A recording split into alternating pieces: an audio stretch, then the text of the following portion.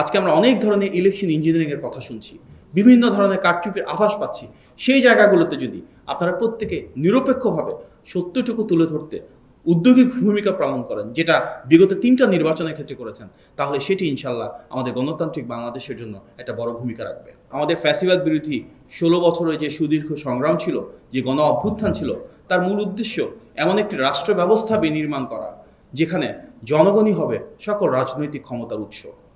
আমরা দেখেছি 2014 সালের বিনা ভোটে নির্বাচন, 2018 সালের নিশিরাতের নির্বাচন এবং 2024 সালের ডামি ভোটের নির্বাচন।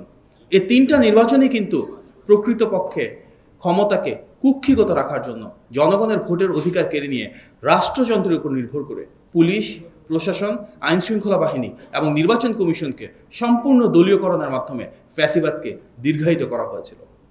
কিন্তু সেই কঠিন সময়ে যখন মিডিয়াকে সম্পূর্ণভাবে নিয়ন্ত্রণ করা হয়েছিল, আমরা যে ছবিগুলো পেয়েছি, যে ভিডিওগুলো পেয়েছি, যে ইলেকশন ইররেগুলারিটিসগুলো দেখেছি, কারচুপিগুলো সারা পৃথিবীর সামনে উপস্থাপন করেছি, সেখানে সোশ্যাল মিডিয়ার যেমন একটা বড় ভূমিকা ছিল, ঠিক তেমনি কিন্তু মূলধারা গণমাধ্যমের প্রিন্ট, প্রেস, রেডিও, টিভি আপনাদের প্রত্যেকের কিন্তু অনেক বড় একটা ভূমিকা ছিল। আগামী যে নির্বাচন অনুষ্ঠিত হতে যাচ্ছে, সেখানে সবচেয়ে বড় এবং জনপ্রিয় রাজনৈতিক দল হিসেবে বিএনপির প্রত্যাশা এতটুকুই যে আপনারা আপনাদের নিজ নিজ পেশাগত অবস্থান থেকে যেন সর্বোচ্চ নিরপেক্ষভাবে দায়িত্বটুকু পালন করতে চান।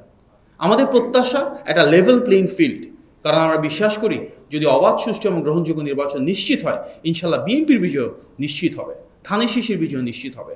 সুতরাং আমাদের প্রত্যাশা, আজকে আমরা অনেক ধরনের ইলেকশন ইঞ্জিনিয়ারিংয়ের কথা শুনছি, বিভিন্ন ধরনের কারচুপির আভাস পাচ্ছি। সেই জায়গাগুলোতে যদি আপনারা প্রত্যেকে নিরপেক্ষভাবে সত্যটুকু তুলে ধরতে উদ্যোগী ভূমিকা পালন করেন, যেটা বিগত 3টা নির্বাচনের ক্ষেত্রে করেছেন, তাহলে সেটি ইনশাল্লাহ আমাদের গণতান্ত্রিক বাংলাদেশের জন্য একটা বড় ভূমিকা রাখবে। আপনারা নিশ্চয়ই দেখেছেন পোস্টাল ব্যালটের ক্ষেত্রে কী ধরনের একটা ইঞ্জিনিয়ারিং হয়েছিল, সেটা কিন্তু আপনারাই তুলে ধরেছিলেন। এবং বাংলাদেশে মোটামুটি এখন সবাই জানে যে পোস্টাল ব্যালটটাকে কিভাবে একটা নির্দিষ্ট দলের সুবিধার জন্য কিংবা আমাদের অসুবিধার জন্য একটা নির্দিষ্ট জায়গায় ধানের শীষে প্লেস করা হয়েছিল। আমরা সোশ্যাল মিডিয়া অনেক ধরনের কথা দেখছি, সেখানে কখনো উঠছে যে ভোটার মাইগ্রেশন হয়েছে বিপুল সংখ্যক, ঢাকাসহ বেশ কিছু জায়গায়। আমরা দেখছি অনেক বোরখা তৈরির কথা বলা হচ্ছে। আমরা দেখেছি সেখানে অনেক ধরনের কথা হচ্ছে ভোটারের কিউ বা লাইনটাকে কীভাবে স্লো করে দেওয়া হবে। অনেকে বলছেন প্রচুর পরিমাণে ব্যালট ছাপানো হয়েছে, অনেকে বলছেন অমোচনীয় কালিকাটা কি ঠিক থাকবে কিনা। এই অনেকগুলো বিষয় আছে যেখানে আমাদের মূল উদ্দেশ্য বা লক্ষ্য হওয়া উচিত সবাই মিলে যেটা সত্য, যেটা সঠিক, সেটা উপস্থাপন করা, যেন কোনো নির্দিষ্ট রাজনৈতিক দল না, জনগণ তাদের ভোটটুকু প্রপারলি দিতে পারে, জনগণের ভোটটুকু ঠিক মতন কাউন্ট করা হয় এবং আমরা একটা অবাধ, সুষ্ঠু এবং গ্রহণযোগ্য নির্বাচন সত্যিই ফেরত পাই। আমাদের গণতান্ত্রিক অভিযাত্রায় কিন্তু গণতন্ত্রের চতুর্থ যে স্তম্ভ মিডিয়া, গণমাধ্যমের অনেক বড় একটা ভূমিকা রয়েছে। ফ্যাসিবাদের সময় আপনারা লড়াই করেছেন, অনেক টেলিভিশন চ্যানেল, নিউজ পেপার বন্ধ হয়েছে, অনেক সাংবাদিক কিন্তু জীবনও দিয়েছেন, প্রচুর সাংবাদিক মামলার শিকার হয়েছেন, হামলার শিকার হয়েছেন। তখনও আপনারা সত্যের পথে ছিলেন, ন্যায়ের পথে ছিলেন এবং ইনশাল্লাহ আগামী 12ই ফেব্রুয়ারি যে নির্বাচন অনুষ্ঠিত হতে যাচ্ছে, সেই গণতান্ত্রিক অভিযাত্রায় আপনারা সেই ভূমিকাটা রাখবেন।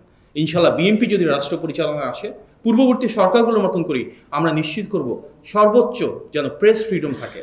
গণমাধ্যম এবং সংবাদকর্মী যারা রয়েছেন, এখানে যারা কাজ করছেন, তারা প্রত্যেকে যেন পূর্ণাঙ্গ স্বাধীনতা, সুরক্ষা এবং সর্বাঙ্গীন অধিকার নিশ্চিত হয়, সেই জন্য ইনশাল্লাহ আগামীর বিএনপি সরকার কার্যকর ভূমিকা রাখবে।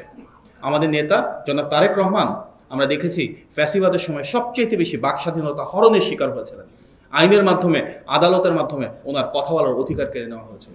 সুতরাং আগামীর বাংলাদেশে আমরা সেই বাক স্বাধীনতা সবার জন্য প্রতিষ্ঠা করতে চাই মানবাধিকার, প্রতিষ্ঠা করতে চাই আইনের অনুশাসন।